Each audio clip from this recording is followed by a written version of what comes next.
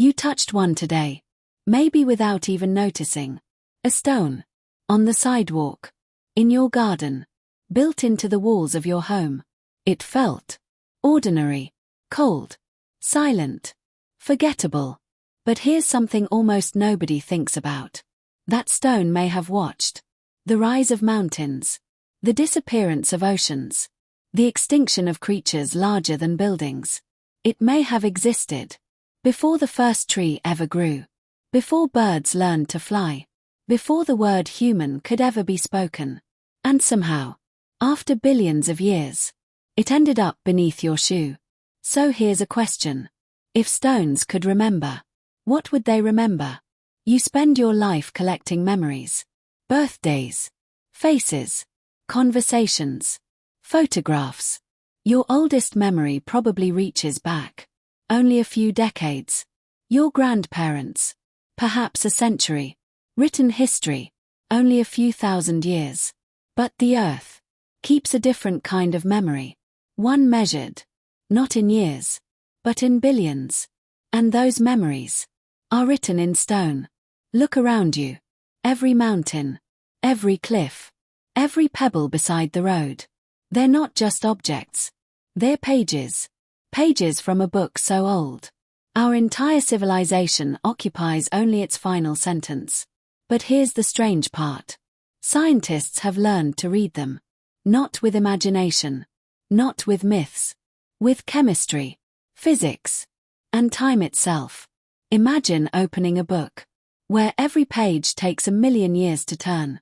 Most people would never finish the first chapter. Yet that's exactly what geologists do. They read the autobiography of a planet. One layer at a time. One crystal at a time. One fossil at a time.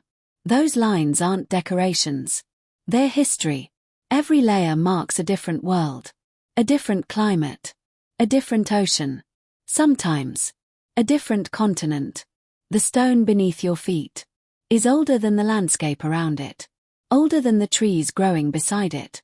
Sometimes older than the mountain it came from. How is that possible? We'll come back to that. Because stones don't stay where they're born. Mountains rise. Mountains collapse. Rivers grind them into sand. The ocean buries that sand. Pressure turns it back into stone. Then continents collide. The rock is lifted again. Broken again. Buried again. Nothing about Earth ever truly stands still. Except time. And that's where our story begins. Not with humans. Not with civilization. Not even with life. Because long before the first heartbeat, before the first leaf, before the first drop of oxygen filled the atmosphere, the Earth was already writing its story. About 4.5 billion years ago. Our planet wasn't blue.